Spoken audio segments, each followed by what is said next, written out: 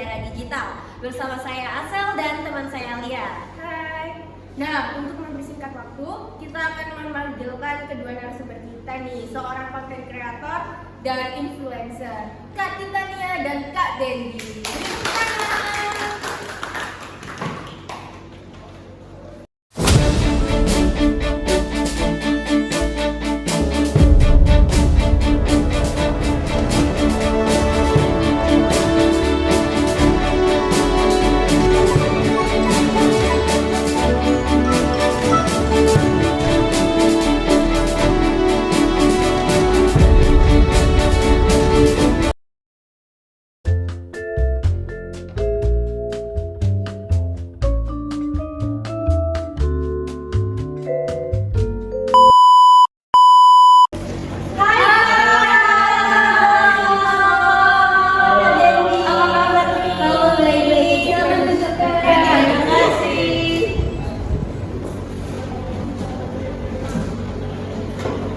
Oh, gimana nih kabarnya Kak Tita dan Kak Dendi? Alhamdulillah baik.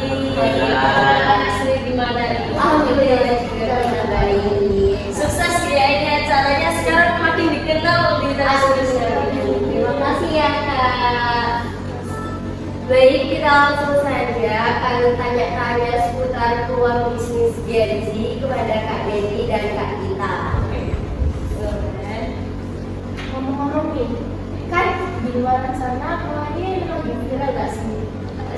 Karena bisnis yang lagi top Keren, ya kan? Enggak lah ya, biasa. Ya, biasa aja. Kebetulan viral aja. Ya, kebetulan dikenal aja oleh masyarakat gitu kan. Oke, nanti kan kita pembahasannya memang serius nih Kak, tapi nanti ngobrolnya yang santai-santai aja. Boleh.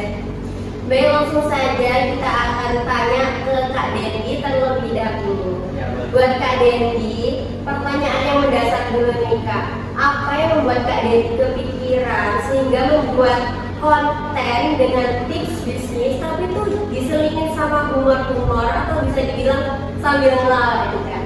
Ya sebenarnya dulu saya itu buat konten itu dengan serius, tapi lama-lama kenalan saya itu bosan gitu.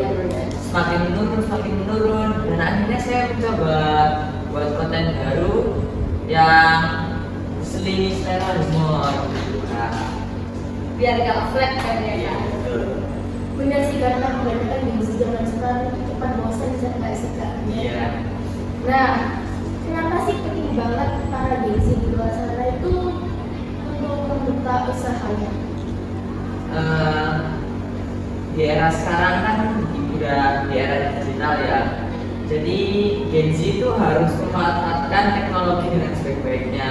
Contohnya yaitu bisnis digital. Tapi nggak hanya itu, masih ada kayak gamer gitu kan, bisa dikontenin. Nah itu bakalan dapat cuan lah. Affiliate. Ya, sekaligus affiliate juga. Itu iya, peluang Pak. banget. Iya, peluang banget. Salah satunya kayak keranjang putih. Iya, betul. Mereka kan tanpa modal tuh ya Kak, jadi Modal. cuman kayak bantuin aja terus tinggal share link itu mereka udah jadi. Benar sekali itu yang tadi diomongin sama Kak Dendi dan Kak Tita. Tapi buat Kak Dendi sendiri itu ada nggak sih strategi supaya bisa bersaing dengan konten creator lainnya yang bisa dibilang modalnya lebih besar? Enggak juga sih, cuman strategi aja gitu aja dengan mempertahankan ciri khas humorku gitu, tapi dengan ya sudut pandang lain yang tidak dimiliki oleh konten kreator lain gitu. Oke, kita lanjut ke narasumber kita yang kedua nih Kak Tita. Gimana, apa sih yang memotivasi Kak Tita untuk membuka peluang usaha ini?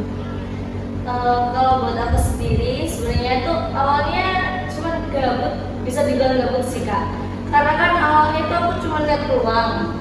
Sekarang kan anak zaman sekarang Gen Z itu kan banyak mengekspresikan diri mereka tuh lewat fashion ya, dari sekarang. Lewat outfit ya. Ada yang namanya cek kue, cek lomba, satu lagi kan bumi ya, cek bumi itu kan menunjukkan karakter mereka sebenarnya secara tidak langsung. sekalian dijawabin sama Kak Tita. Tapi buat Kak Tita sendiri, gimana sih caranya mempertahankan clothing desainnya supaya tetap unik dan bisa bersaing di era sekarang? Waduh, ini bagi-bagi tips ya ceritanya. Dari aku sendiri untuk mempertahankan semua itu kita tuh butuh yang namanya komunikasi sih sama customer. Kayak sekarang kan kayak customer tuh target survei kita. Gimana yang kita tuh harus tahu apa mau mereka, desain-desain seperti apa, baju-baju model apa yang mereka mau pakai gitu kan. Kayak sekarang lagi zamannya ini ya, baju apa namanya? Kayak pita-pita itu loh, ripple ya. Iya, itu kan juga lagi hits nih. Banyak banget kan keranjang kuning itu. Terus warna-warna yang mereka gemar itu kayak apa, perpaduan bagaimana, itu bisa kita voting lewat sosmed. Jadi harus banget ya Kak untuk ngikutin perkembangan. Iya, kita harus aktif lah. Bener ya Greg, jadi itu kalau kita sebagai Kak Tita tentunya itu harus mendengarkan dari followers kita. Siapa tahu ide-ide dari followers itu bisa aja jadiin desain clothing yang unik dan bisa bersaing ya Iya, biar kita juga nggak ketinggalan ya. Benar. Kita juga bisa mengikuti jalannya perkembangan gitu kan. Tapi buat Kak Tita sendiri, gimana sih caranya mempertahankan atau membangun kepercayaan pelanggan gitu Kak? Waduh, kalau kepercayaan pelanggan ya, kalau dari aku sendiri, aku harus pintar-pintar kita dibangun komunikasi sih. Kan sekarang banyak tuh yang namanya clothing brand kan pasti punya yang namanya sosmed kan. Jadi kan kita juga harus aktif, apalagi sebagai owner itu jangan kayak cuman mantau perkembangan usaha aku cuman segini, ini enggak. Kita juga harus terjun, harus ikut aktif. Iya, misalnya kita juga datang nih ke outlet gitu kan, kita juga ikut melayani gitu kan, jadi kasir gitu. Jadi kita nggak usah gengsi gitu loh, kita juga menyapa para customer kita, terus lewat DM kita balesin tuh DM mereka. Apalagi sekarang kan banyak nih yang namanya repost story gitu kan, dengan mereka menggunakan brand kita. Jawaban Kak Tita di luar dugaan sih. Oke guys, kita akan masuk ke sesi berikutnya, yaitu sesi mitos atau fakta. Dimana kami akan menyampaikan beberapa pertanyaan dan kalian harus menjawab sesuai dengan mitos atau fakta. Opini ya? Iya, Oke, pertanyaan yang pertama, mitos atau fakta Gen Z lebih milih brand mahal untuk tampil gaya? Waduh, aku dulu tuh Boleh.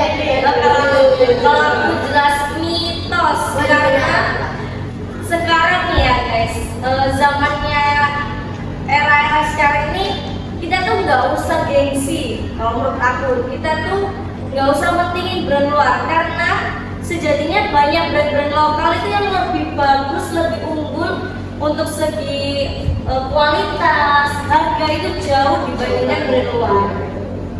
Kalau menurut aku sendiri ya itu fakta. Kenapa? Kebalikan dari opininya Kak Tita.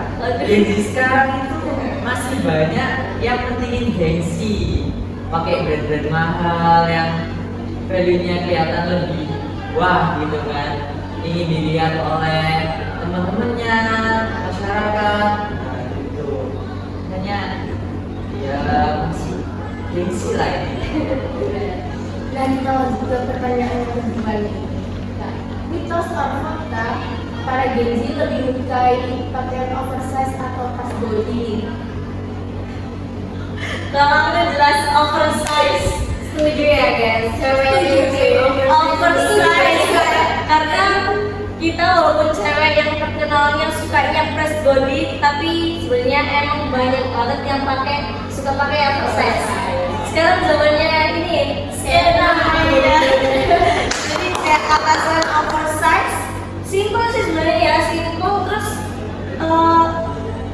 comfy aja gitu kan, terus bawahnya mereka biasa paduin sama celana kargo, terus celana jeans yang kayak model Deodora gitu kan. Kalau aku nggak terlalu suka. Waduh, kenapa tuh Kak Dendi? Kelihatannya kurang rapi aja gitu. Apalagi kalau pakai formal. Kalau pakai baju yang lebih pas sama badan kan lebih kelihatan bagus ya, elegan, kelihatan formal kalau dipakai ke acara-acara gitu. Tapi ngomong-ngomong kalau Kak Dendi sendiri pakai oversize kayaknya lucu, nanti tenggelam. Jadi kan kayak Tangannya sangat lucu ya. Yang penting itu dulu pakai yang biasa. kurang maco gitu kan. Oke, di kalau itu pertanyaan yang ketiga nih Kak. Mitos atau fakta para Gen Z menciptakan tren menggunakan pakaian bekas atau tusuk? Mitos.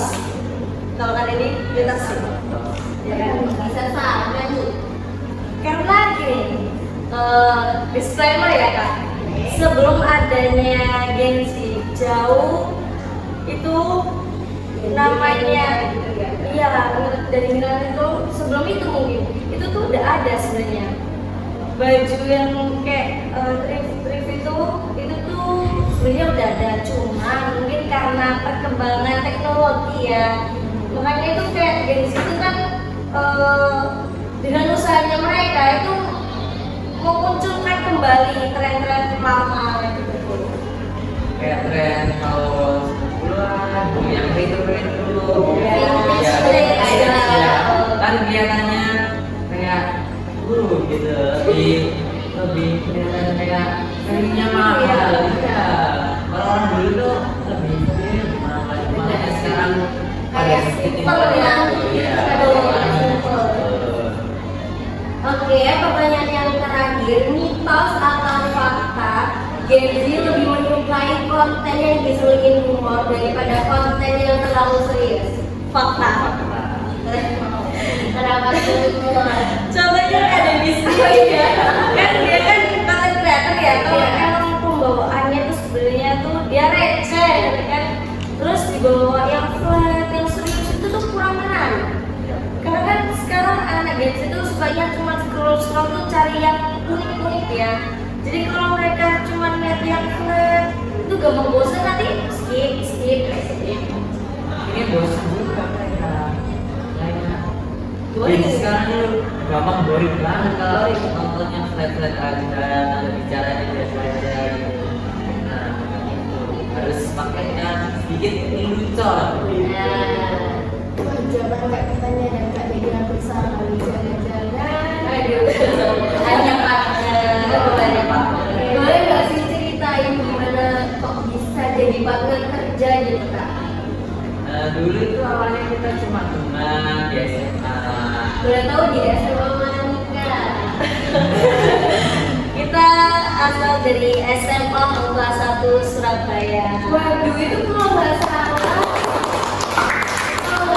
yang di bawah naungan Angkatan ya. Iya. Dan doanya ya sangat baik. Terus kita itu awalnya ketemu lagi beberapa tahun yang lalu. Iya, di suatu event ya? Iya, betul. Akhirnya kita tuh kayak kerjasama gitu. Kebetulan kan kita punya brand clothing gitu. Dan aku sendiri nggak nyangka, dulu kan Kak Dendi ini sebenarnya di kelas tuh tukang tidur ya, tukang melawat. Nah, kok sekarang malah jadi konten kreator gitu kan, dengan followers yang nggak dikit gitu kan. Ternyata dengan hobinya yang suka melawat, dia menghasilkan cuan gitu loh. Kalian ada pesan nggak sih buat para Gen Z di luar sana, buat usaha kayak gitu? Kalau dari aku buat para teman-teman di rumah, kalian tuh nggak usah takut buat terjun, menciptakan ide-ide kalian, mengembangkan ide-ide kalian. Sebenarnya kalian tuh punya potensi guys, cuman mungkin karena malas ya kan, malas malu gitu, itu jadi penyakit. Dulu awalnya aku juga ragu-ragu. Kalau andaikan aku mau buka usaha, gimana ya nanti sukses nggak ya? Kalau tengah di tengah jalan apa ya, kandas tuh gimana gitu kan. Cuman cuman karena berkembangnya zaman itu juga bisa membantu kita ya, itu menjadi wadah buat kita itu menciptakan sesuatu yang sebenarnya menghasilkan cuan gitu tadi.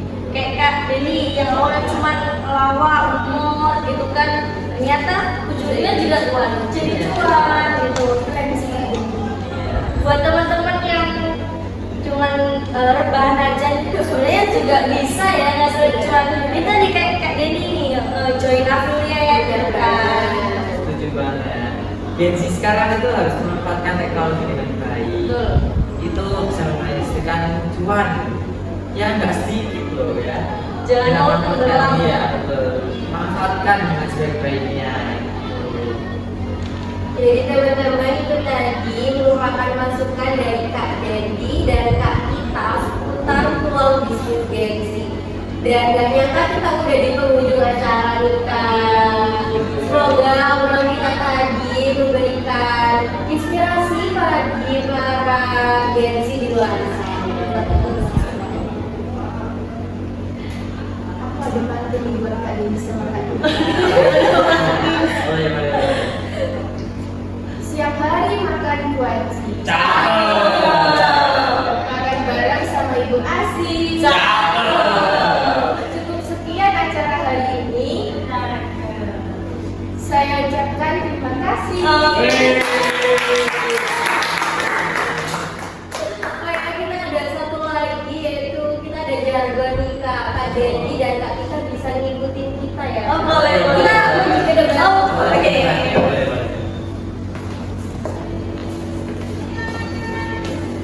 kita tentuin dulu. Kita cobain dulu ya. Kita lihat dulu. Iya. Inspirasi aksi. Ada gimana ya? Gini. Inspirasi. Aksi. Oh, aksi. Nanti bagian terakhir bisa lebih ekspresif gitu kan. Oke. Kita mulai guys. Ayo, Kak. Inspirasi aksi. Terima kasih. Terima kasih ya Mas Dewa semuanya. Semoga kita bisa bertemu lagi di acara lainnya. Iya. Saya juga terima kasih udah diundang ke sini menjadi suatu pengorbanan juga. Terima kasih. Semoga bermanfaat buat teman-teman juga. Amin.